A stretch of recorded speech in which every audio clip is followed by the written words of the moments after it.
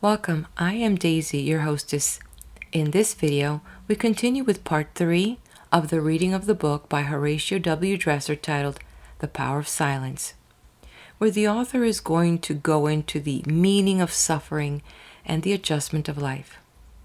If you're new to my channel, glad you found me. Please make sure to visit my playlist to grab the previous chapters.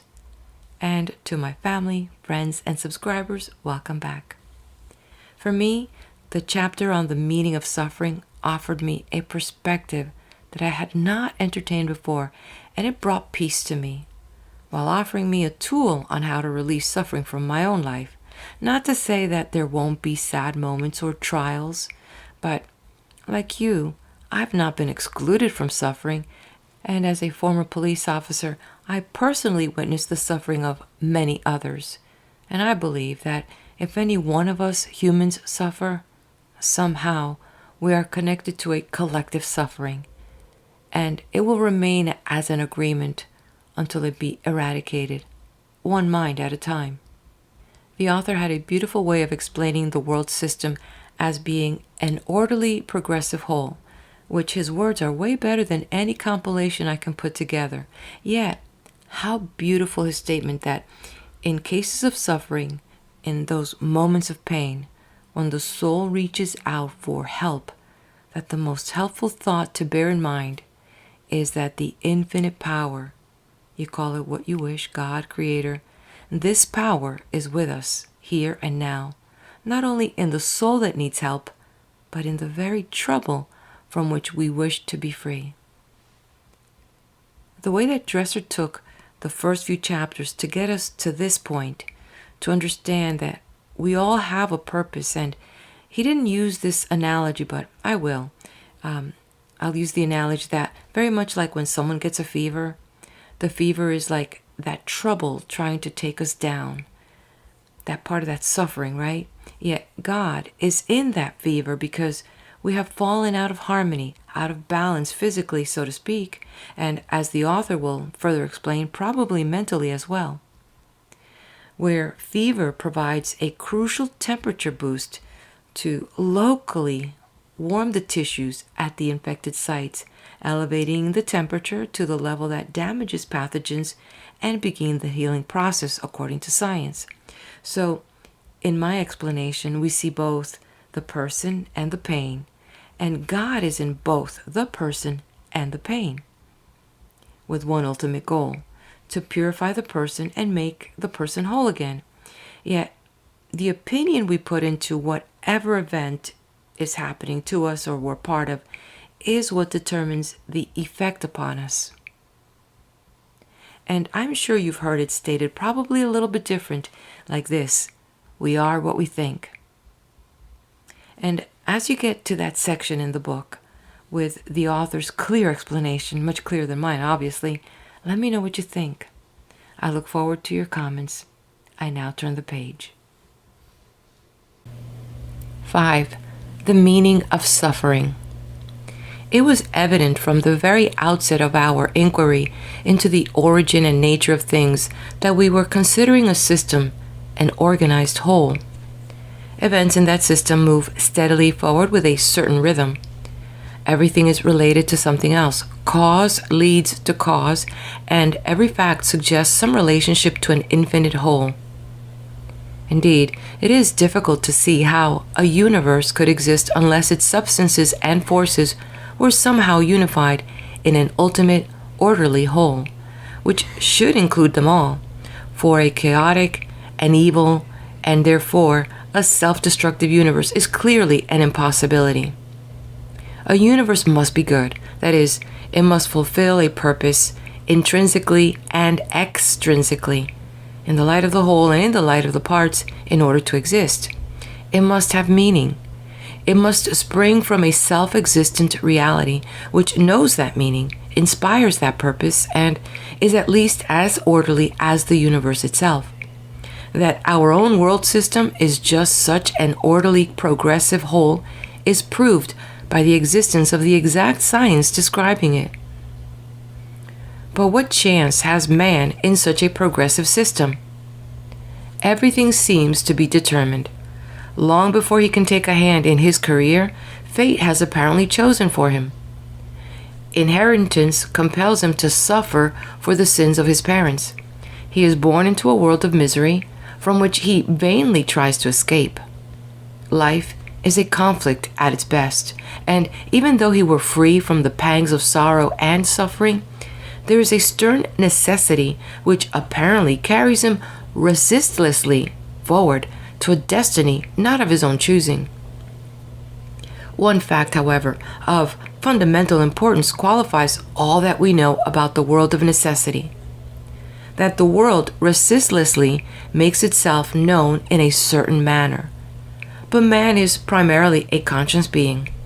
He seems to be the product of environment, and his thought, his feeling, a mere ephemeral outgrowth of matter. Yet, deeper than feeling, deeper than all that holds him in bondage to matter, is his individuality, and through this speaks a power which renders all things possible. No two men are alike. No two interpretations of a world which is everywhere governed by the same laws are wholly identical. A personal element enters into every phase of human experience. Life, with all its pains and pleasures, is largely what we make it by our thought. Thought is a subtle molding power and is capable of directing or hindering the forces of nature. Behind the stream of consciousness is the human will, choosing and giving shape to it. The direction of mind is the tendency which gives shape to physical, intellectual, moral, and spiritual conduct. The idea is foremost factor in every aspect of experience. These two facts, namely, that the infinite power is trying to make something of us through our individuality, and that everything, happiness, misery, health, and disease, depends on our attitude toward that power, explain the very mysteries of suffering and evil, at least so far as our limited knowledge can make them clear. The first and most helpful thought to bear in mind, then, alike in the interpretation of a given case of suffering or evil in those moments of pain when the soul reaches out for help, is that the power is with us here and now, immanent in the very soul that needs help and in the very trouble from which we wish to be free. If one keeps this realization ever in mind, remembering what that power is and how it is made known, if one never forget the outcome, the meaning of it all, instead of dwelling on the sensations and the actual process by which one is becoming free, one's thought need never be oppressed by a sense of the stern necessity which compels one to suffer, nor will it become entangled in matter as though that were the all in all. Once more then, the opinion we put into a thing determines its effect upon us. The direction of mind is fundamental. We become like that which we feed upon. If we go regularly to the theater, we read sensational and realistic novels. If we are intent on making money, if we live for pleasure or self alone, we draw the thought into a channel corresponding to the ideas on which the mind habitually dwells. If we associate with those who are morally and spiritually our superiors, we are made better by giving them our attention. If we investigate a certain line of phenomena alone, we become specialists, if not extremely narrow, in our way of thinking. If we reason, the world becomes rational to us, and our fears and vagaries die for want of an intelligible basis. Best of all, if we dwell upon the ideal self, which is making the most of us it can, the whole life is made purer and more unselfish. But most vital of all is the thought of the last chapter, namely that if we look toward matter, toward physical sensation and disease, we call forth the energies in that direction and build up through the subconscious mind and the spiritual matter a condition which corresponds to it. Whereas if we maintain a happy, hopeful state of mind, there is a corresponding expansion and lightness of the whole being. The nature of suffering is therefore already in part explained, for If our beliefs and directions of mind have such a powerful influence in the mere interpretation of matter, they must be equally powerful in determining our states of suffering. Recent literature has gone so far as to affirm that all disease is mental, a mere error of the mind. Yet it is evident from the foregoing discussion that the direction of mind is not all. It is the controlling factor, but is at times itself controlled. People do not consciously think themselves into disease or simply believe they can have a certain malady. The subconscious mind, wherein we turn over and make our own the ideas and impressions that come to us, is a far more potent factor in our experience than the mere conscious thought. The influence of our opinions and habitual beliefs, our fears and traditional theories of disease is so subtle, so closely connected with every aspect of life, that we are almost wholly unconscious of its power over us.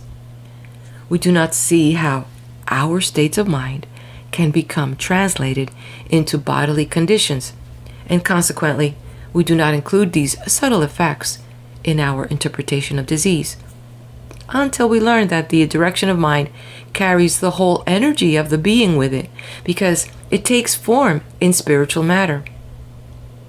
Human experience is most surely what we make it by our thought.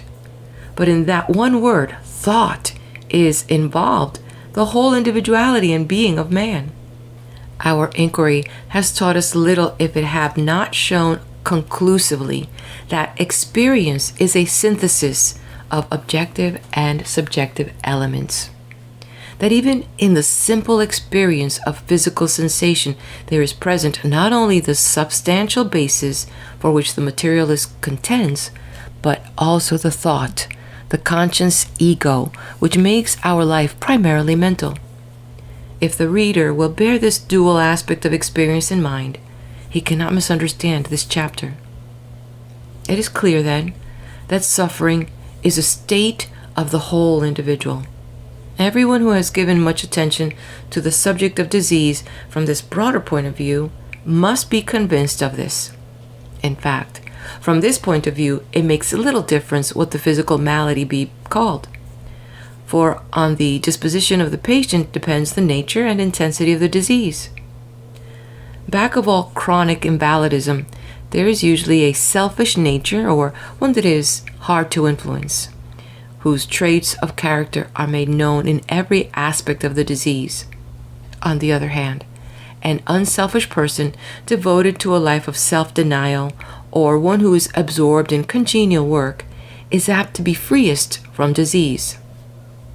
Those who have time and money to be ill, those who live in and for themselves, and having nothing to take their thought away from physical sensation, never lack for some symptom out of which they can develop ill health, and the whole practice and theory of disease are ready to cooperate in this process.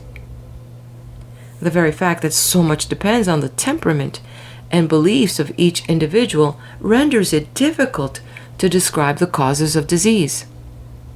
Some people are so very hard to influence in any way, and are so tenacious of a condition when they get into it, that a very simple malady may be worse than a much dreaded disease in a case where the disposition is pliable.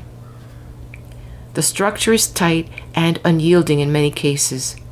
People are too exacting, too intense in thought and action, or too opinionated and self-assertive to be easily moved.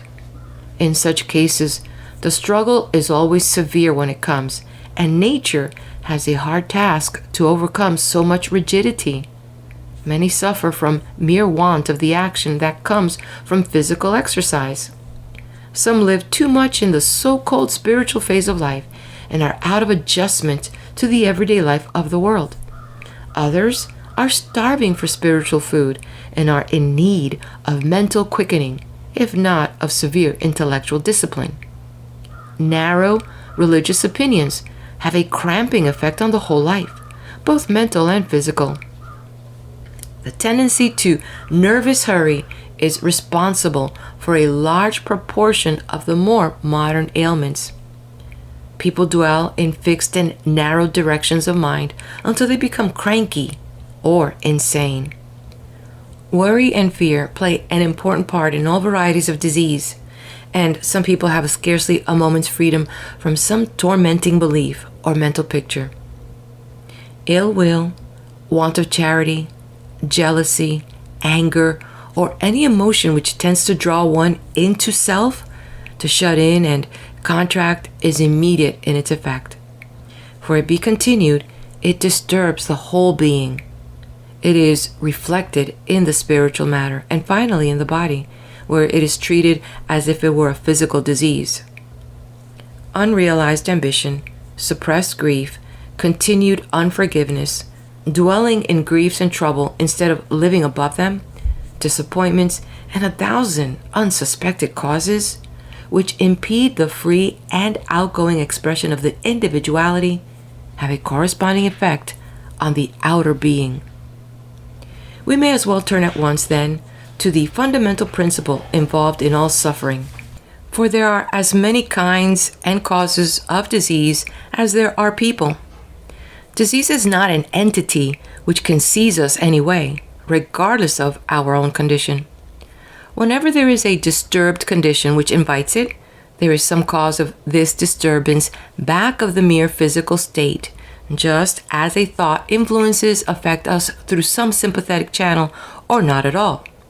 Let us then define disease as maladjustment to the forces that play upon us, and see if this definition will hold true in all cases of suffering. If so, we shall find the road to health to be wise adjustment to the real conditions of life. We shall eliminate disease not by fighting it, not by studying its causes or doctoring its physical effects, but by seeing the wisdom of the better way. When we learn that it is a matter of economy never to rehearse the symptoms of disease, never to get angry, never to cherish ill will, revengeful or unforgiving thoughts, never to make enemies, but always to be charitable and friendly, kind, good-natured, and hopeful, we shall not need to be told how we caused our own disease, nor shall we need to say, "I will not think of these wrong thoughts any more," for they will die out of themselves. It is universally admitted that there is a natural healing power resident in the body. This power is common to all, or nearly all, forms of organized life, and by observation of the higher animals, we have learned how thoroughly and quickly it can cure under favorable conditions. Many people have learned to relax and to keep quiet, like the animals, by giving nature a free opportunity to heal their maladies. No one has ever discovered limits to this power, and some are firmly convinced of its ability to heal nearly every possible disease. It can knit bones together. If one meet with an injury or merely get a splinter in one's finger, it immediately goes to work in accordance with certain laws. There is a gathering about the injured part and an outward pressure tending to expel any obstacle foreign to the body. Everyone knows that the healing process is impeded or quickened according to the way we deal with it, and it becomes evident on a still closer study of the question that our opinions and fears have a strong effect upon this natural process. The whole process is simple and fairly well understood, so far as mere injury is concerned. We rely upon it and know how to adjust ourselves to it. But what happens when the equilibrium of the body has been interfered with in another way and the vital functions impeded? Do we wait as patiently for nature to heal us when we meet with an accident? No. 9 times out of 10, we mistake its cause, call it a disease which we think we have taken, misinterpret our sensations, and resist the very power which vainly tries to heal us.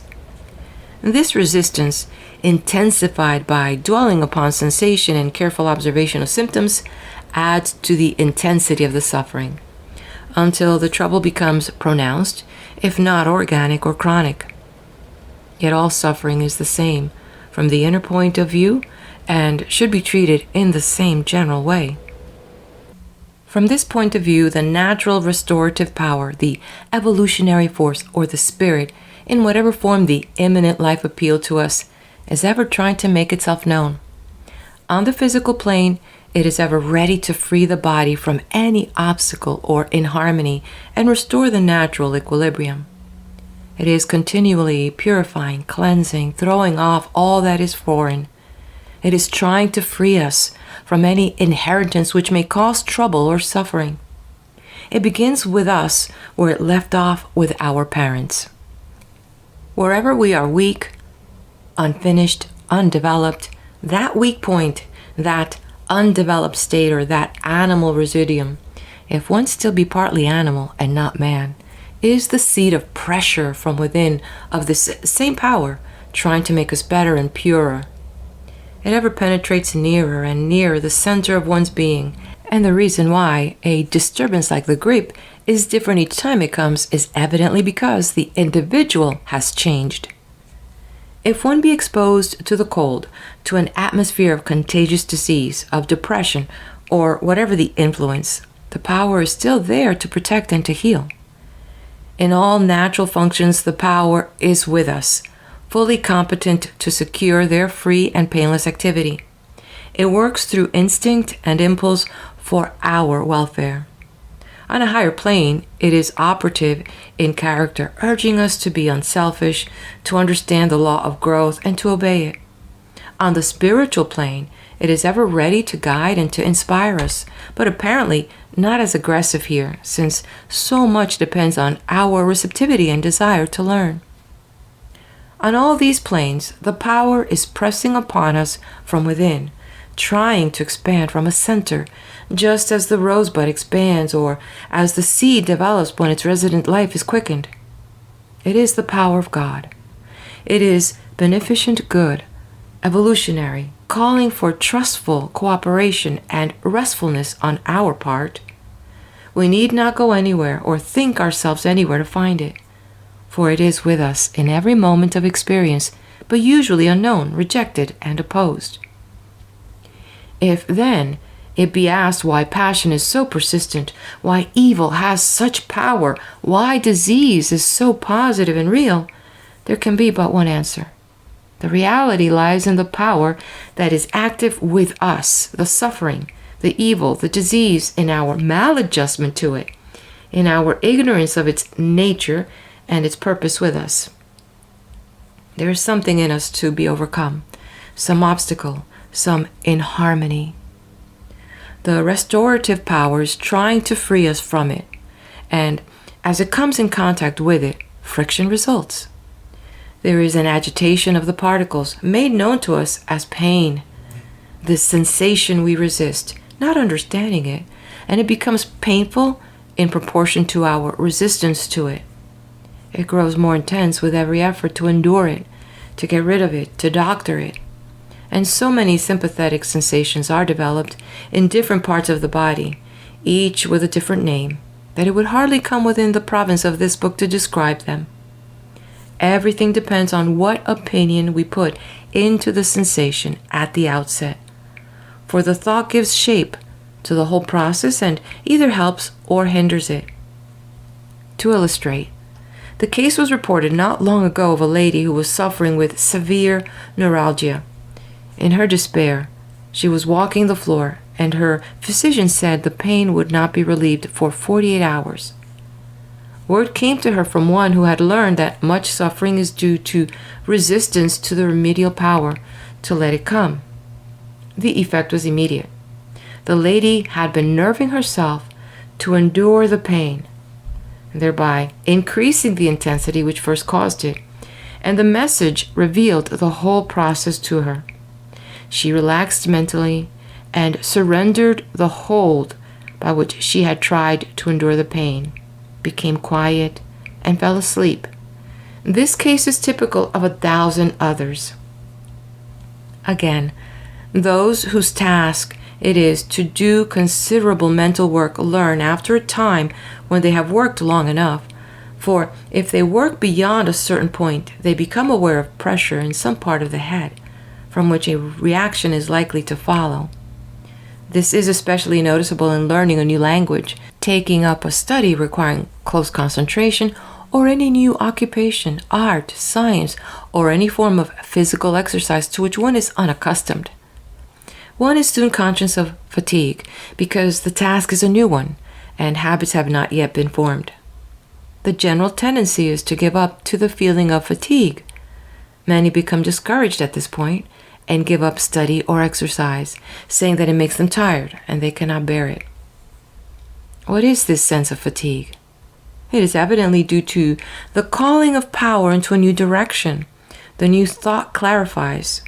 It comes into contact with dense matter, with an uncultivated portion of the being, physical as well as mental. And meeting with resistance, friction of some sort, is the natural result. But this friction does not mean that one cannot exercise or study. It means the formation of a new habit and direction of mind. And the best work is done after one has passed this hard place. It calls upon to wait a little while and let the agitation cease, let the new power settle down and become one's own. It is nature telling one to be less intense for the moment and to extend the limit of one's activity little by little. It is a mistake then to give up to a feeling of fatigue and of pain. By giving up to it, one's thought is put upon it, with the result that it is increased until the consciousness is absorbed in physical sensation. Rightly understood, pain is the conflict of two elements, a higher and purer element coming in contact with a lower and trying to restore equilibrium. It is remedial. It is beneficent, the most beneficent of all nature's arrangements, the best evidence of the unceasing devotion and presence with us in every minutest detail of life of a resident restorative power. Through it, we are made aware that we have a life not wholly our own that cares for us and is capable, perfectly competent, to take us through any possible trouble, since it is there only for our own good, since it is itself thoroughly good. But it is obviously the power that one should think of, and not of the sensation. In this way, if one be determined to see the good, to think of the outcome, one will live out of and above the sensation. For all these thoughts help. The consciousness is either turned in one direction or the other. It either helps or it hinders. One either moves with, thinks with the current of life, or tries to stem it. In one direction, the thought is turned into matter. In the other, towards spirit. In one direction, towards self, with a tendency to withdraw, shut in, contract. In the other, toward the higher self that is with us, telling us to be wiser, toward all that is happy, hopeful, and expanding.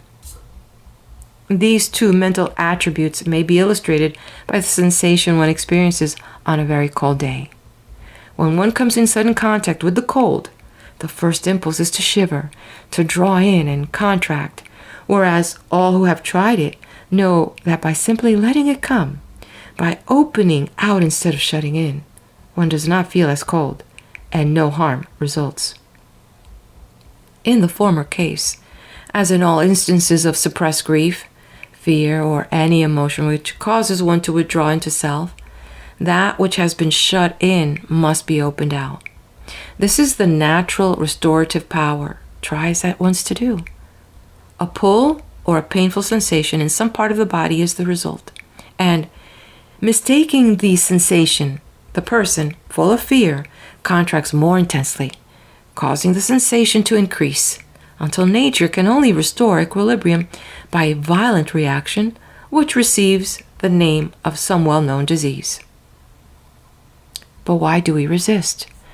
Why do we withdraw into ourselves and into consciousness of physical sensation? Obviously, because we are ignorant of the power that is moving upon us. We have been educated to believe that disease is a physical entity. We put the wrong thought or some borrowed opinion into our feelings. The fears and sympathetic words of friends help the process. The possible symptoms we are likely to suffer are graphically described. The memory of past experiences of sufferings is called up until finally the whole diseased condition is pictured out before us, and the thought is every moment becoming more firmly fixed in the wrong direction. Our whole environment tends to keep us in ill health, and disease is literally made by man out of a simple condition from which nature would have freed us had she been given opportunity. In order, then, to understand how we resist and cause our own suffering, we must recall the central thought of the preceding chapter. Life is primarily mental. It is the conscious ego that knows and feels the suffering. The sensation, the pain, the suffering is in consciousness. It is mental, and every conscious state is interpreted according to the wisdom of the thinking ego behind it. Here is the starting point of all subsequent experience in the outer world. As we start, as we believe, as we think, so will be our experience, our suffering, or our good health. The reader need only pause to consider all that this means, to see the full bearing of a state of mind in order to understand the whole process. For the entire personality, education, temperament, and the physical activities are carried with the direction of mind. And if the direction be into matter, into the belief and fear of disease, nature has just so much more resistance to overcome. The leading thought of this chapter will therefore be lost unless the reader understand disease from its mental side, unless it be clear that the whole process is mental. For if this discussion have simply called up pictures of suffering and the memory of the reader's own struggles without showing what lay beneath them, it has wholly failed on its purpose and aptly illustrated the power of a wrong direction of the mind. We are in search of a way out of suffering, and if it is now clear that the entire mental attitude enters into our diseases, causing resistance and pain, it must also be clear that the same energy sent out in the right direction will be of the greatest help in securing health. Here is a vital truth: the discovery that by maintaining a quiet, trustful, reposeful state of mind, inspired by genuine understanding of the process that is actually going on, the whole being is kept open, permitting the natural activities to operate unimpeded and without suffering. It is of such vital importance that the remaining chapters of this volume will be devoted to a consideration of this most helpful attitude and how to maintain it. Here is the turning point away from matter, mental pictures of suffering, and theories of disease into spirit and the stronger, purer, higher life, where one never speaks of one's self as diseased, but where the same power which once made itself known through suffering because one opposed it, now causes good health because one moves with it. Here's the way of escape from the narrowing thought of life in the present, in time, into a hopeful realization of what one's experience means as a part of eternity. And when one contemplates the end, the outcome, one is no longer entangled in consciousness of the means, the process. The first point to note is that one cannot judge by physical sensation, but should look beyond it. In sensitive natures, the sensation of pain is very much exaggerated and is no guide at all. Sometimes the sensation is so keen and the pressure reduced to such a fine point that one's consciousness is like the caged bird fluttering about in a vain endeavor to escape. Shut in there with such intense activity, the wildest fears are aroused when there is no real cause for alarm. The trouble is simply very much restricted. The power is pressing through a very narrow channel, and relief will come in due time if one be quiet, patient, not trying to endure the pain, but letting the power complete its task. The second point is to remember that the resident power, or life, is always with us, and to think of that life instead of dwelling upon our troubles. What a change would come over the moral world if this realization were to become a permanent factor in daily life. For there is obviously no exception to the omnipresence, the love of God. If one accepts the doctrine of God's immanence, there is no logical stopping place in favor of the elect. If God dwells with one, he dwells with all, consciously or unconsciously. If he has some purpose with one, he has some meaning in the lives of us all. No man, then, is inherently wicked. There are no heathen. No one is lost or ever could sink so low that the same spirit that had a meaning in his sin could not carry him through it to a conscious realization of what that meaning is. Once more, the vital question is, what is the divine meaning of it all? For if a person or an act has a meaning, that person or deed is not and cannot be wholly evil. And to say that any act of wickedness happens despite the divine power is to deprive that power of the very infinity and wisdom by virtue of which both God and the universe exist. When the emotions are touched, the struggle is apt to be very intense and more likely to be misunderstood. The immanent life moving upon man where he is weak and undeveloped through instinct, passion, and impulse produces restlessness, which in turn causes him to rush now into this thing and now into that, and perhaps commit a crime even before he is aware of what he is doing. The very tendencies and instincts which would guide him in his development, if he understood them, are misdirected.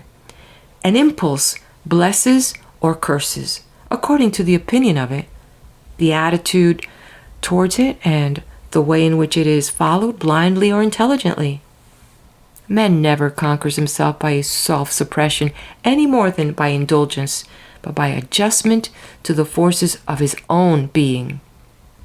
The meaning of much of our moral suffering and evil is, then, to teach the right use of our powers, and moral misery and degradation will probably continue until the lesson be learned. All cases of sickness, misery, evil, wrong, demand better self-comprehension. If there be one general meaning which applies to them all, it is, in one word, progress, the effort of the Spirit to give us freedom. If we understand this, we should have a larger sympathy and charity for the whole human race, and be spared much suffering over the sins and crimes of others, and should look for the meaning, the spirit, behind all wrong acts and all degraded lives.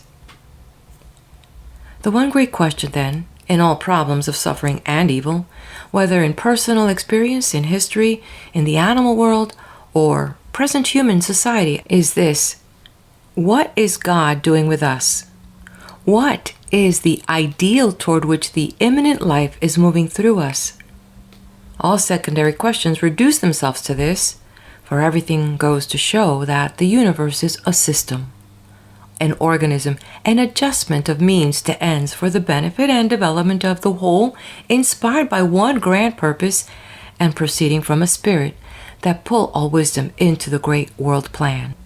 We did not make the world order, we cannot change it, and if our life in it be full of misery, it is for us to discover how we make that misery, how we rebel, how we resist, and what the order means for us and through our lives.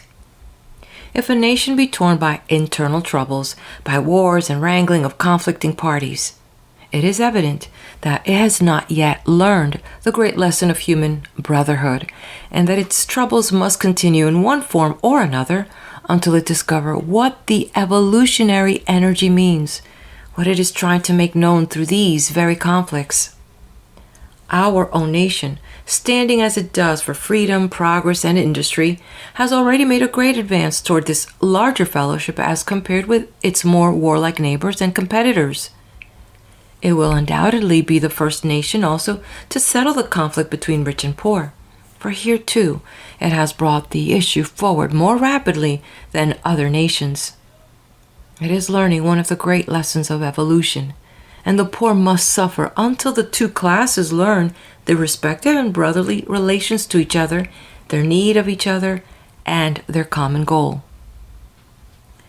Contest and controversy will continue in the same way between science and religion, between the great religions and the sects into which many religions are divided, until men learn that all truth is one and universal, and does not depend on any book or any person, but is the inherent property of all, trying to make itself known through these very controversies and revealed in every fact of life.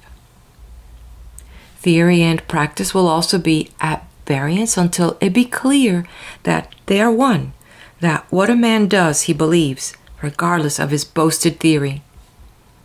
Impulse or instinct will be man's guide until he learns what is behind it, until he stops to reflect and to act intelligently with, not against, the forces of his own being. For thoughtlessness is besetting sin of man. A large proportion of the crimes committed by him would be prevented if he stopped to consider the consequences, not only the suffering which would be caused to others, but his own severe punishment, caused solely by his own acts, because action and reaction are invariably equal. Suffering, then, is intended to make man think. Behind all experiences moves one great aspiring power, developing and perfecting the world. It moves straight toward its goal unceasingly and without permanent hindrance. Wherein man is adjusted to it, he is already free from suffering. He moves with it and knows how to be helped by it. But wherein he still acts ignorantly, he suffers and is obviously sure to be in conflict until he understands the law of growth. Man has been defined as a pleasure-loving animal. He is lazy and will postpone thinking for himself or try to shift his responsibility until he learns that everything depends on the development of individuality and of individual thought. But a day comes when he begins to reflect and to see the meaning of it all. Everywhere in the outer world, in history, in politics, in religion, he finds two forces contending with each other. Turning to his own nature, he finds the same, a higher, a rational, a moral and spiritual self contending with a lower, an impulsive and animal self. He sees that he must obey the one and neglect the other, or better, lift the other to a higher plane. He sees that evil is a relative term, depending on our point of view, and that conduct which seems perfectly justifiable on one plane of existence is condemned on a higher plane where different standards prevail. It becomes clear that virtue or goodness can only be attained through an experience full of contrasts and friction, an experience which calls out the best that is in us, true sympathy, love, and character. The meaning of his own mysterious past becomes clear. He sees the rich compensation for all that he has suffered in the wisdom and character it has brought him. And finally, in this far-reaching adjustment of means to ends, he recognizes the love of God and proves to his own satisfaction that love really dwells at the heart of the universe. The discovery, then, that there is no escape from the operation of cause and effect, neither mental nor physical, is a turning point in the progressive career of man. For the majority still persuade themselves that they will somehow be excused. Suffering is only necessary to bring us to a knowledge of the law, to bring us to a certain point, and it will persist until that point be reached. Our experience of today is conditioned by our past life. It is what we have passed through which alone makes it possible for us to stand where we do today. Consequently, what we do and think today will largely govern our experience of tomorrow and of all future days. Fate has not decided everything for us after all, for it was by our own consent, unconsciously, thoughtlessly, and consciously that we suffered. Our fate is that through our individuality something is bound to come forth, for the resistless power of Almighty God is behind it.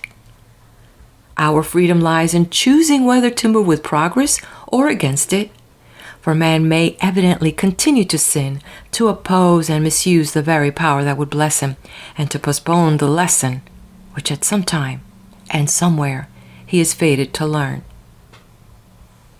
If then, in any case, the result will sometime be the same, it is a matter of economy to learn the real course of events as soon as possible, since the law of action and reaction is eternal. As hard then as it may seem to be compelled to suffer the results of our own unwise conduct, it is in this discovery that we learn the meaning of suffering and the way out of it. Once more then, we must look beyond physical sensation to the conscious man behind it, choosing, willing, determining his conduct and his pain or pleasure by his direction of mind. It is impossible in one chapter to consider suffering in all its phases, but if this central thought be clear, if the reader has stopped to consider the intimate relationship of God to man in every moment of life, these neglected problems will be equally clear, for that relationship must be universal. Not all suffering is evolutionary. Not every evil act has its discernible meaning. Most of our suffering is purely incidental, passing off without leaving us any the wiser. But all suffering, all evil, may become evolutionary. Every slightest experience will teach us something if we question it, and will yield its message of hope. This is the chief value of all experience and of the present discussion. For the final meaning of suffering is hope. The last word of this chapter is hope. The message of the spirit of it speaks to us in moments of despair, in times of trouble, throughout life, throughout history, in all evolution, is a grand, inspiring hope. 6. Adjustment to life. In one of the most secluded of alpine valleys, where the steam whistle has never broken the native stillness, nor the progress of science intruded on the confines of medieval tradition, lies one of the most remarkable villages in the world. The traveler, as he enters this unique town, feels that he has suddenly stepped into another world, for the people inspire him with an unwonted reverence, and an atmosphere of Sabbath stillness rests over all the valley. One all-controlling idea pervades the town, and is alike absorbing to every man, woman, and child that lives there. The village is Oberammergau, and here, once in 10 years, representatives of all civilization come to witness the world-renowned Passion Play. For hundreds of years, this play has given 10 summers in a century by these simple peasants, and their entire lives are devoted to preparation for it. To take the part of the Christ is the summit of their ambition. They feel it a solemn duty to give the play, and from childhood their lives are shaped by this ambition. In order to represent a certain character, they practice the most careful self-denial. They try to mold their lives in accordance with the qualities of that character, and they dwell on it and rehearse it year in and year out. And this is why they are so remarkable. They are shaped by an ideal. They have one object in view, and in their peasant simplicity and Catholic faith, they are willing to exclude every other. When they appear in the play, they make no affection. They simply represent in actual life what they have so dwelt upon as an ideal. And this ideal has left its stamp on everything associated with the town and its people. It is a rare privilege for the student of the human mind to be among these people for a time and to witness the play. For there, in actual practice and in striking simplicity, is the ideal of all character building, of all cooperation with evolution, of all adjustment to life, namely, to have an object in view which we never lose sight of and which we gradually realize day by day and year by year. Life for the most of us is vastly more complicated than for the peasant of Oberammergau, but the principle of character building is just the same and just as simple and effective. What this principle is, we have been considering from the very start. That is, to learn the real conditions of our progressive life, to gain some knowledge of the deepest law of our being, and then to conform our conduct to those conditions and that highest law. We find ourselves part of a great reality, made known to us through internal and external sense, everything which reveals its being real. The simple act of consciousness, even though we know the reality immediately, is immensely complicated. and our interpretation alike of its nature and of its meaning depend on temperament, education, mental and physical surroundings, and 100 other conditions. Opinion, belief, fear, prejudice, hypnotic influences, and various subtle forces enter into and color our thought. We misinterpret sensation. We become the prey of our own fancies and yield to the stronger minds about us. We are ignorant of the forces that play upon us, and consequently are not adjusted to them. We suffer, and we witness a vast amount of suffering which we seem powerless to prevent. But one law characterizes our conduct both in health and in disease. The central thought in consciousness for the moment, or through habit, the direction of mind, shapes our lives so that we really lead a life of mind.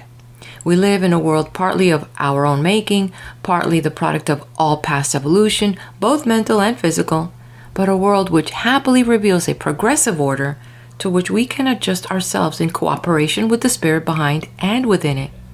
A world which has a purpose, a meaning with us, and with our individuality, which experience is trying to make plain. It is evident then that at every step in our inquiry, we must discriminate between the higher self, which never changes, which has a meaning in our lives, which possesses us, needs us, is sufficient for us, and the lower self, which is constantly changing, obeying now this whim and now that. In proportion as we make this discrimination and obey the higher self, are we free from conflict and suffering and adjusted to life. If we abandon our fears, cease to complain, to rebel, and learn the real economy of our situation in life, then this higher self has free access to us. It meets no opposition. Its purpose is made known without suffering. We enjoy the only true freedom in cooperation with the omnipresent Helper, whom we once despised. Gradually, a simple system of conduct and of adjustment to life takes shape in our minds until, like the peasant preparing to take part in the play, we know no other ideal. To suggest this ideal so far as one person can indicate it for another is the purpose of this chapter. But let us first be perfectly sure that we understand how conduct is shaped by an idea.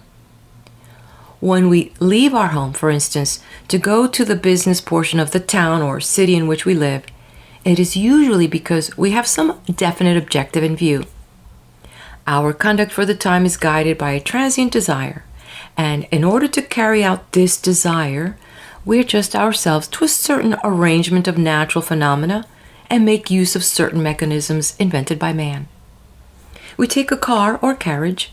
We are compelled to follow certain streets in order to reach our destination. We must avoid collision with other people, with electric cars and carriages. We must good-naturedly take the situation as we find it, and all these actions are governed almost unconsciously to us by a single desire, and we keep this end in view until we attain it. Thus we might analyze the conduct of any day or any moment and find that wish or desire controls everywhere. In learning a language, we keep the object in view of reading and speaking it with fluency and calmly working for years until we attain it. We make an invention because we need or desire it. The need or desire opens us to the means of fulfilling our wish. The artist has an ideal in view which he is ever striving to realize on canvas or in marble. Literature takes such form as our desires give it, modified by the degree of cultivation we have attained. We change the character of our buildings, of our homes, of our institutions, our philosophy, our religion, our conceptions of the divine nature, just as rapidly as we ourselves change, and to the degree that our ideals and circumstances are modified by these inner changes. We endeavor to understand nature, life, history, our entire surroundings better. We then readjust ourselves in conformity to our better wisdom. And in every wise readjustment, we are compelled to adopt nature's sure and measured method of evolution. We look for changes in and through the very conditions of politics and society, of moral and spiritual degenerateness, which we once saw to revolutionize from the outside. All this seems simple and evident enough when one's attention is called to it. But do we follow this easiest and most natural of methods when we try to transform character and to secure better health by mental means? Are we not apt to say, "This shall be so," to exert our wills, to forget the higher self, to strain after ideals, to claim that which is not yet true and can only progressively become so, to expect to transform ourselves too quickly, to dwell in thoughts somewhere way off in the clouds or in the distant future, instead of wisely adjusting ourselves to the eternal now? Is the will really so powerful that it can abolish time? What is the will, and what is the nature of its power? When I raise my arm and move my hand, the various motions which I am compelled to make seem to be controlled by my will. Yet I know very little about the apparently simple process. The hand and arm are moved by certain muscles, the muscles by a certain nervous discharge, which obeys definite laws, utterly beyond the power of my will to control. I simply desire my hand to move in a particular way, and lo, a wonderful mechanism, perfected by nature long ago, is set into activity.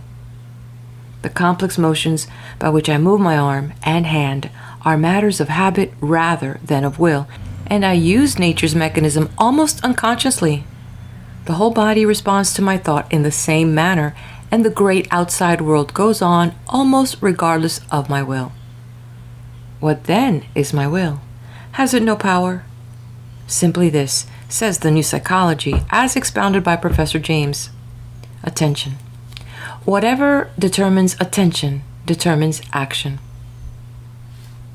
The child ceases his play and turns his whole activity in some new direction because his attention has been attracted.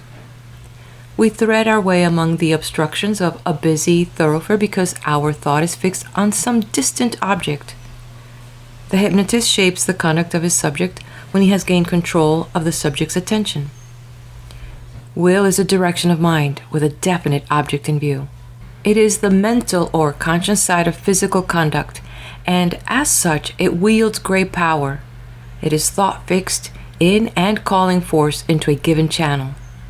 Will uses power. It gives definite shape to power. It opens one to power so that I will is equivalent to I am ready.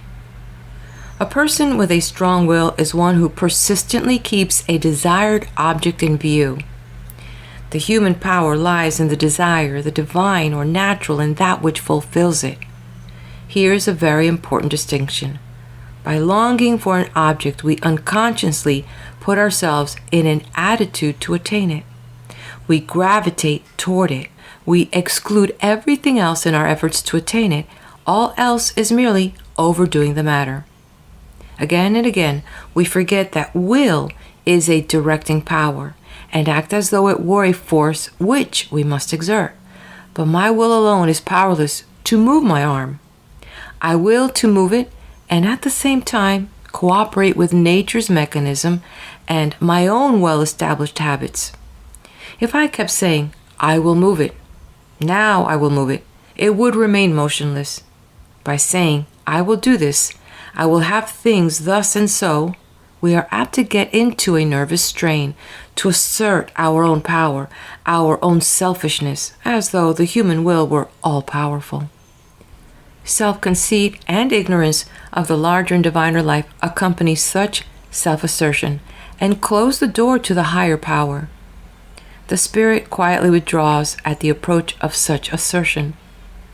The little flower, bursting from the bud into the glad sunshine, lifts up and opens itself to the light and warmth.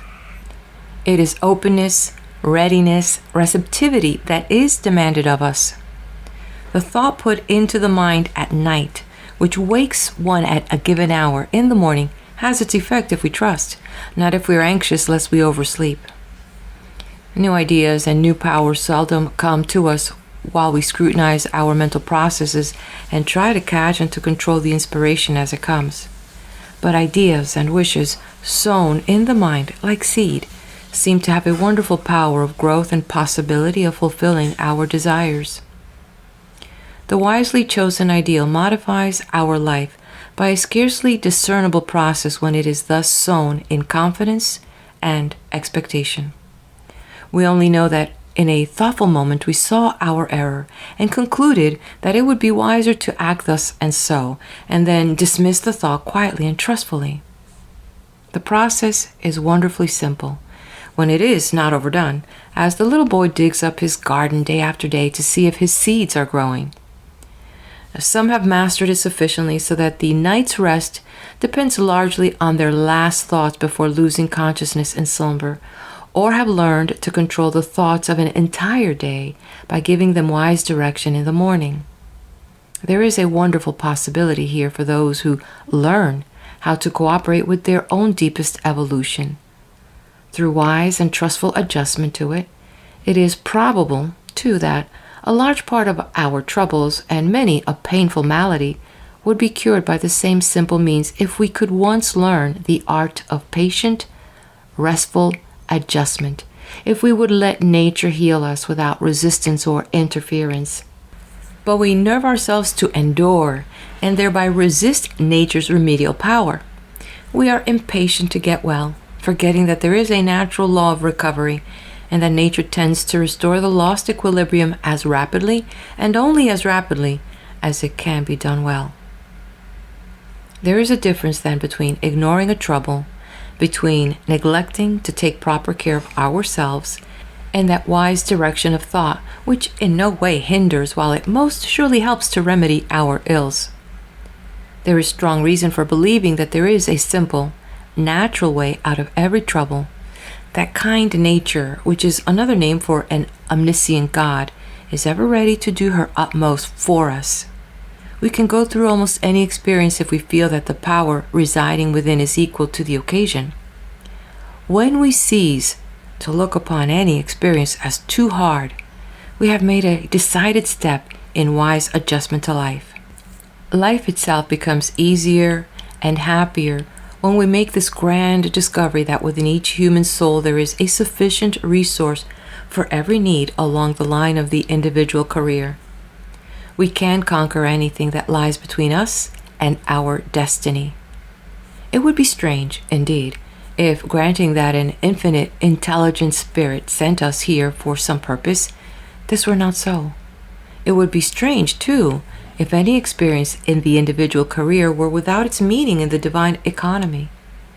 If then we can assume this too, if in place of the cruel fate which, as we thought, cheated us out of our just dues and defeated our hopes, there is a larger fate that somehow needed for us just what we passed through, there is no room for regret, no cause for complaint, since in regretting and complaining we're finding fault with the omniscience itself. It is enough for us to say that life is not worth living. Our life, such as it is, belongs to a grander life, to which we must ever turn in order to see the meaning of our own. And experience becomes infinitely pleasanter the moment we realize the futility of all regret, complaint, and opposition. It is equally necessary to note the difference between wise adjustment to circumstances which, for the time being, we cannot alter, and that utter contentment and ease in our surroundings which leads to inactivity and invalidism. Some people are too well adjusted to their environment. They need a sudden stirring, like an alarm of fire, to wake them up. They do not grow. They're selfish and lack even the rudiments of true self-denial, as though the world existed for their own benefit. Or perhaps they are self-satisfied and fail to see the need of further mental evolution. They're very well contented, polite and agreeable, so long as nothing comes to disturb them. And they take care that nothing shall disturb them, so far as their power extends. If they're sick, everyone must become a servant. Every sensation is watched and carefully nursed. Everything must give way to their wishes. Everybody must help the matter on by expressions of sympathy and devotion. But place such people on their own resources, put them where something does come to disturb them, and they're utterly helpless. Progress brings conflict. We need to be stirred once in a while, and put where we must show what we are really worth. Then comes the real test. If we are adjusted not to some transient set of circumstances which we personally try to maintain undisturbed, but to life as a whole, so far as we understand it, we shall be able to meet any emergency, to meet it manfully, trustfully, and contentedly. There is no better test of one's philosophy than at these times, when we are called upon to act as if we believed it true. There is no better way to prepare for such emergencies than to meet the circumstances of daily life as though we were superior to them. It is a matter of economy for ourselves. It is a source of happiness to ourselves and our friends if we habitually look for the good wherever we go, and in this way show our superiority to all that is belittling and mean. We shall soon find no time left for complaint and discouragement if we undertake this happy task with a will. We shall discover new traits of character in our friends, new sources of enjoyment in trivial things, and new pleasures even in the weather, that potent cause of useless complaint and regret. New beauties will reveal themselves in nature and in human life. We shall gradually learn to see life through the artist's eyes, to look for its poetry, its harmony, its divine meaning. The traveler in foreign lands is compelled to meet experience in just such a happy mood as this. He knows that each day is bound to bring its annoyances, and he determines to meet them philosophically and, if possible, to see their comical side. In a foreign land, one makes it an occupation to hunt up all that is curious and interesting. The spirits are quickened, enthusiasm is aroused, and one notices 100 little effects, changes and beauties in sky and landscape, on the street and in people that are passed unnoticed at home. We make note of them in order to describe them to our friends. Imagination lends its charm even to the most disagreeable experiences, and all our journeyings stand out in the vistas of memory painted in golden hues. Such experiences should give us the cue in looking for the good at home.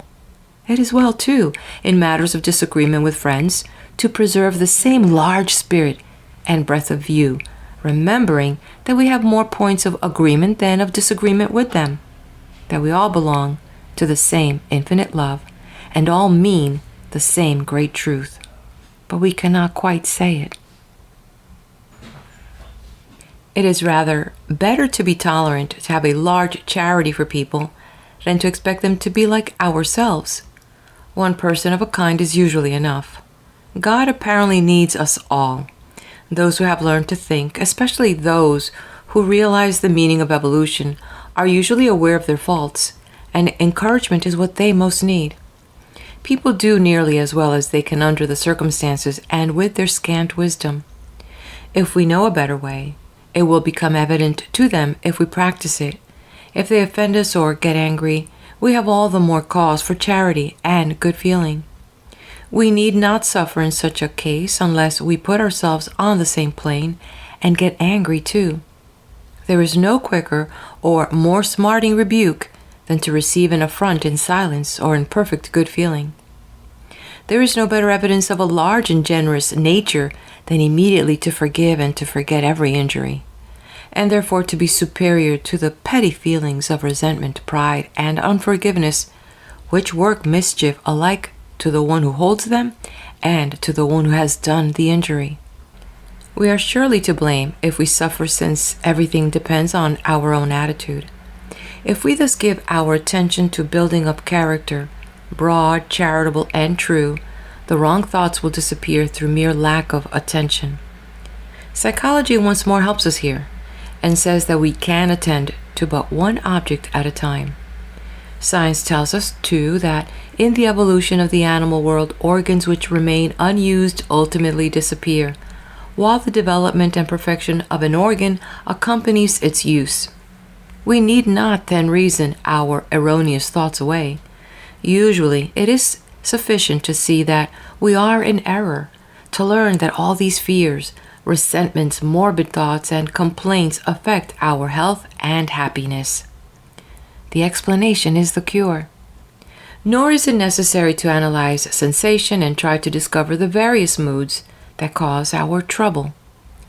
No one who has passed through the torments of self-consciousness to find only one's own insignificant self looming up through the introspective mist, like a repellent specter from which one would fain be free, will ever advise another to brave these torments. The human self, with the divine self as a background, is the only picture of the inner life which one can bear to look at long. This picture will paint itself. The other is of our own vain contriving. In those moments of calm reflection, when one can cease to analyze self and lays aside the cares of the busy world, the deeper consciousness will be quickened. One falls into a gentle reverie. Pleasant memories and mysterious experiences come before the thought. One sees wherein one has failed to practice one's truest wisdom, or sees the meaning of some experience that seemed hard and inexplicable at the time. Then, as one gradually turns in thought from personal experience to the larger experience of humanity in its relation to the great Oversoul, all these varied events and personalities will be knit together in relations unsuspected before. One will have new glimpses of truth, that deeper truth which comes unbidden, but which is ever ready to make itself known when one is intuitively awake and receptive. A synthesis of these spontaneous reflections will give one more genuine knowledge of self than any purely introspective process. And likewise, in any moment of trouble or sickness, when we need help, it is better to open out like the flower, receptively, quietly, expectantly, conscious of the nearness of the divine helper, than to pursue our own thought and try to solve the difficulty. We are too active as a rule, too sure of our own way, too much absorbed in our own plans and fears. The Spirit demands but little of us, quiet, lowly listening. But it does ask this much. Here is the real power and value of silence. All that we perceive in these happy moments spent in quiet reflection has a lasting effect upon us.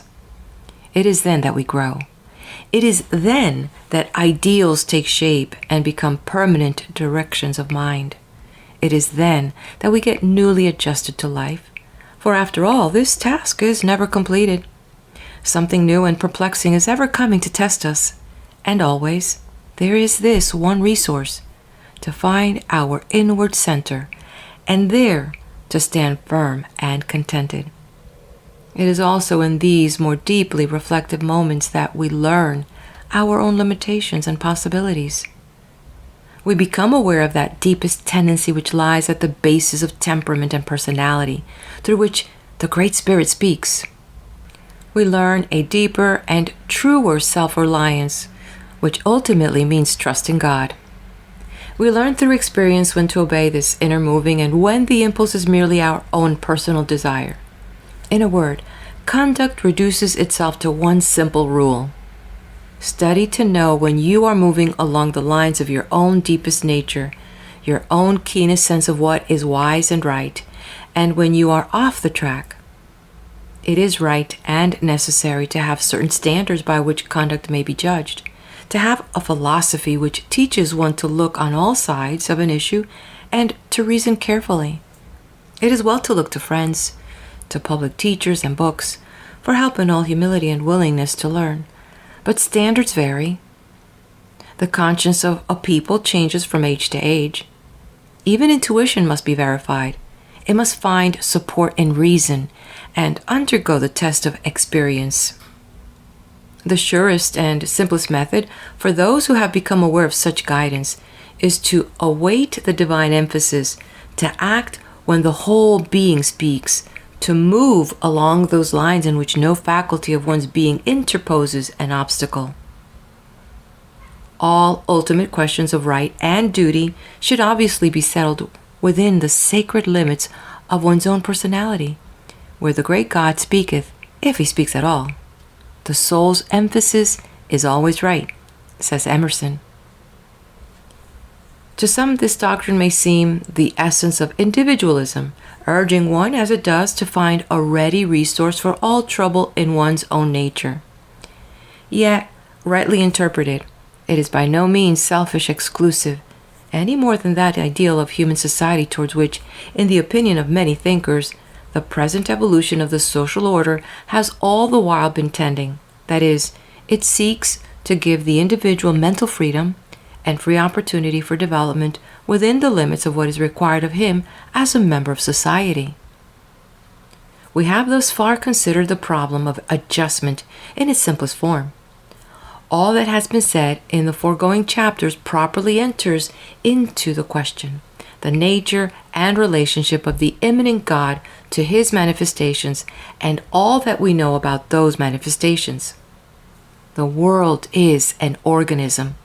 Society is an organism.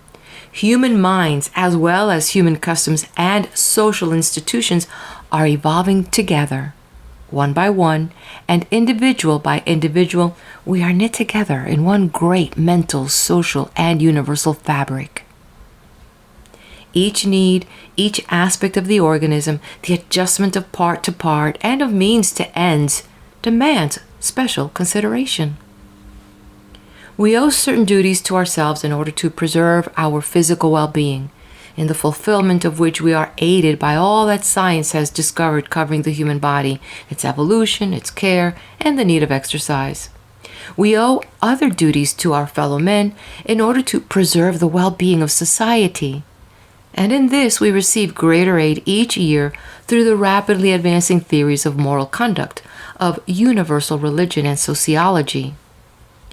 We need and long to know what is right in all cases, to know it is our duty. Ethics enters into every act and thought of human life. We owe it to ourselves, to our neighbor, to the universal brotherhood, or to the divine fatherhood, to be doing something in particular all the time, to choose this line of conduct and reject that. And this knowledge of duty should rest on a scientific interpretation of the universe, on a study of life in its total relations, including the discovery, so far as we can make it, of whither events are tending. No one can think deeply about life without considering these larger issues.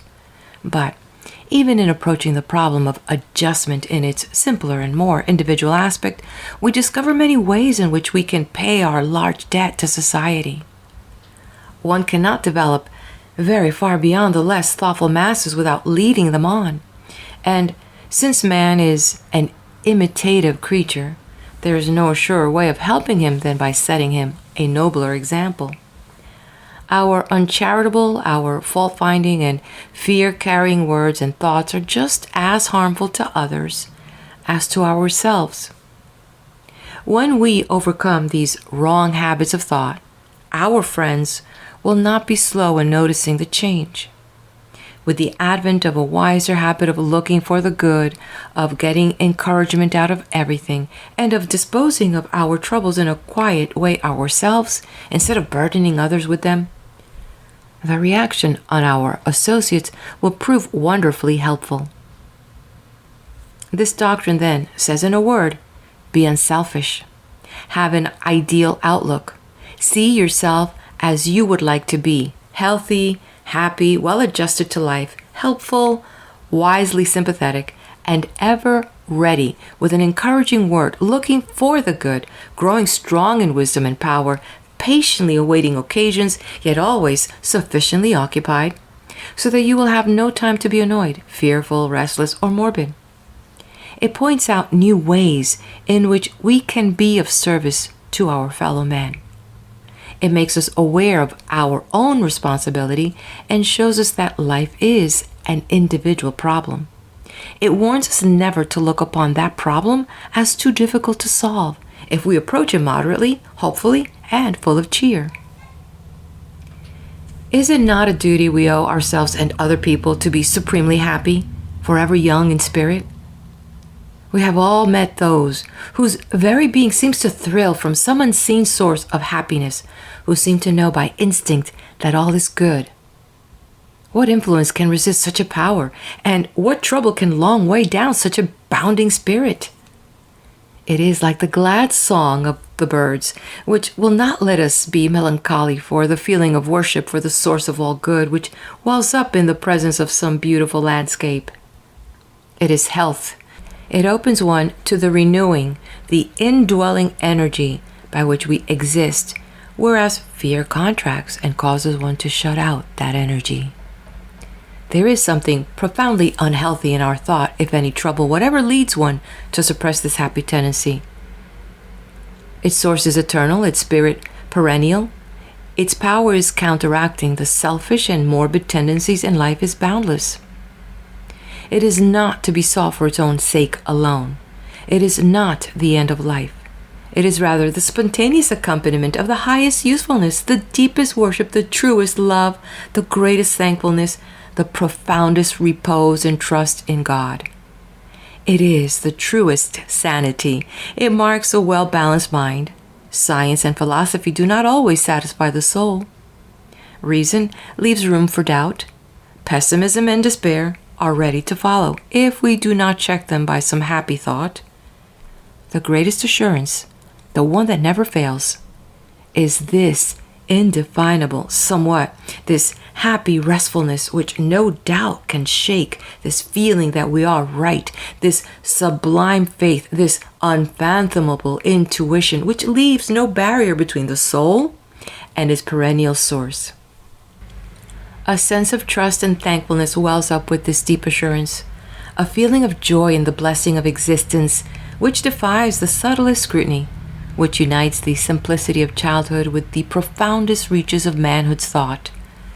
It is well to take note of its conditions when it comes, to observe what a range of thought and sentiment is opened up by the genuine happiness, and then, when the spirit of depression weighs heavily upon us, to recall these conditions, to let the morbid thought languish for mere want of attention, to stir oneself, to arouse a forced happiness if one cannot shake off the heavy spirit in any other way. It is a matter of economy to be happy, to view life and all its conditions from the brightest angle. It enables one to seize life at its best. It expands the soul. It calls power to do our bidding. It renews. It awakens. It is a far truer form of sympathy than that mistaken sense of communion with grief and suffering which holds our friends in misery instead of helping them out of it. It is a far nobler religion than that creed which causes one to put on a long face and look as serious as possible. Once more, there is something wrong in our philosophy if it sanctions melancholy and pessimistic thoughts. We have not yet looked deep enough into life. We have never got beyond being impressed by the sadder and gloomier side of life. We're still thinking and acting contrary to, not in harmony with, the happy world of nature by which we are surrounded. By maintaining this mournful attitude, we show our want of faith in the goodness of things as much as when we fear. A deep, unquenchable spirit of joy is at once the truest evidence that we believe in the beneficence of the Father, and that we have penetrated deep enough into life's mystery to see how best, most economically, most courageously, and helpfully to take it. Patience, too, is a word that suggests much that is needful in the adjustment to life. Hard indeed is it for some to abide nature's time, hard to eliminate the idea that creation was completed long ago. Consider for a moment the vast age of our fair earth. How many aeons of cosmic time it revolved in space ere vegetation appeared, and then pass in imagination down through the long cycles of struggle and development which led the way to the production of the first man, a creature with whom we would not own kinship. History is still young. It is made today with unwonted rapidity, and one can hardly keep pace with the advancing times. Yet nature is just as moderate as ever, and our century is but the bursting bud of ages of measured preparation. Long ago, the ancient Greeks spoke for beauty of form. Long ago, Jesus spoke for the beauty of service. Not so long ago, Luther spoke for freedom of conscience and reason. Slowly, the great world is brought round to the perception of these great prophets, who stand like guideposts, indicating the will of the Most High. Progress is just as measured in human life. We cannot hasten matters. We may as well accept the conditions of progress as we find them and not postpone our lesson. My experience of today is the outcome of my experience of yesterday, of my past life, and is conditioned by it. My intuition tells me of grander experiences to come. It furnishes ideals, but I cannot enjoy those experiences now. I cannot realize the ideals now because I cannot omit one step in my progress. I am ready, in the full sense of the word, only for the step which logically follows the one I am just now taking. I must not overreach nor get into a nervous strain. I must not let my thoughts dwell on the future. I must not be anxious nor assert my own will, for I do so at the peril of my health and happiness. I ought rather to live in the eternal now and to understand my experience in the light of cause and effect. I must build my new future by gradual modification of the shifting present. I must select and reject, choose and neglect.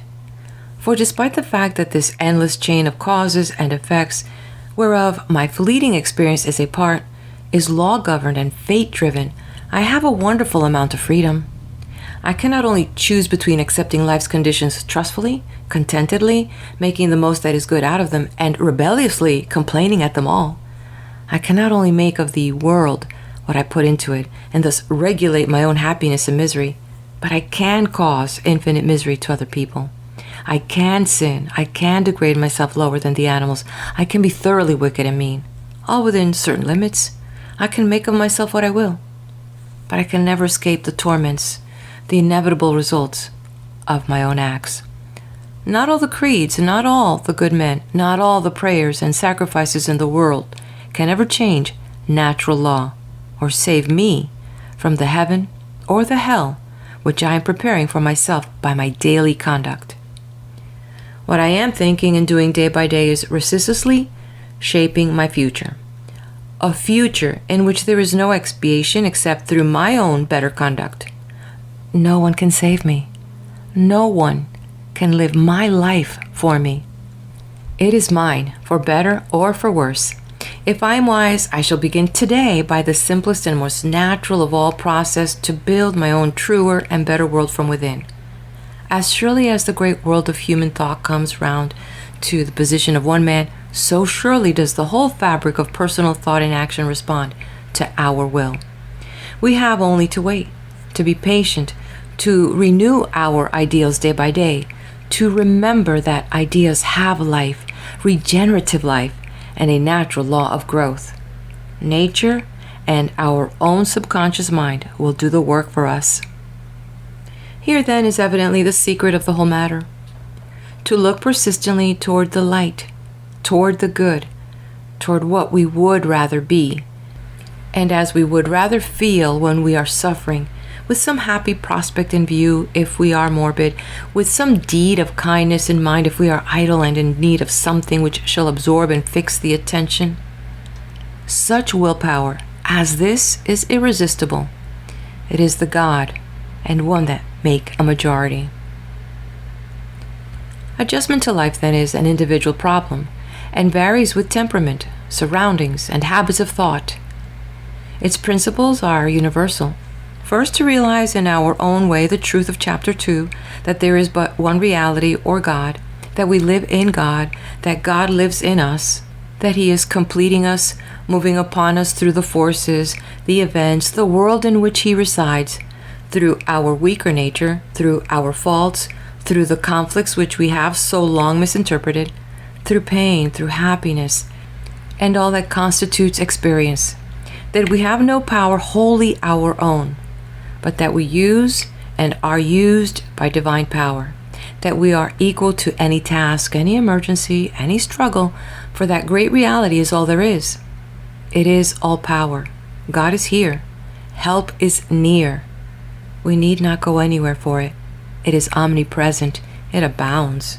It comes to us in proportion to our receptivity to it, our faith in it, our happiness, our hope, our patience.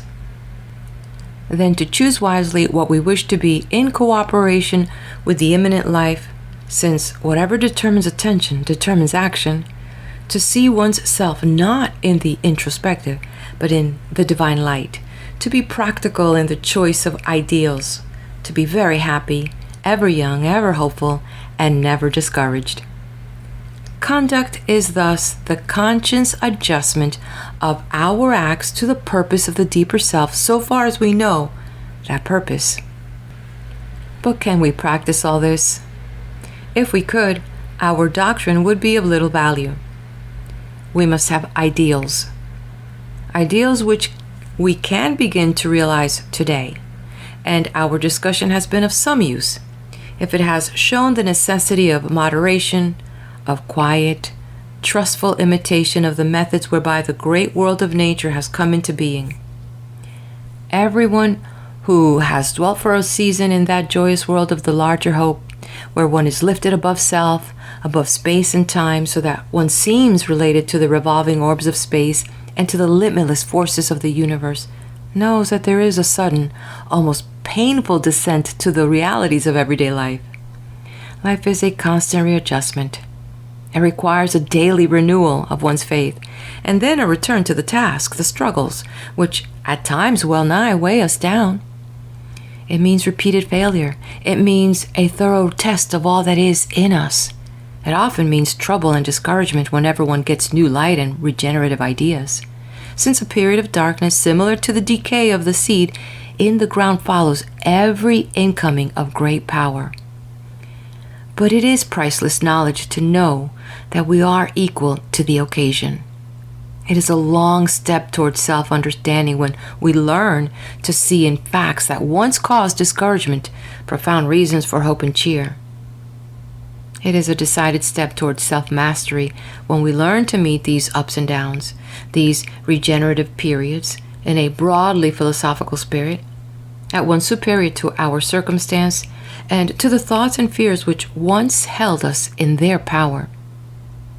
It is fortunate indeed if we no longer deem life's task too hard, if our faith be sufficiently strong to sustain us through the severest test, thereby proving our fitness to be made better, our willingness to persist through all the dark with an iron determination to succeed.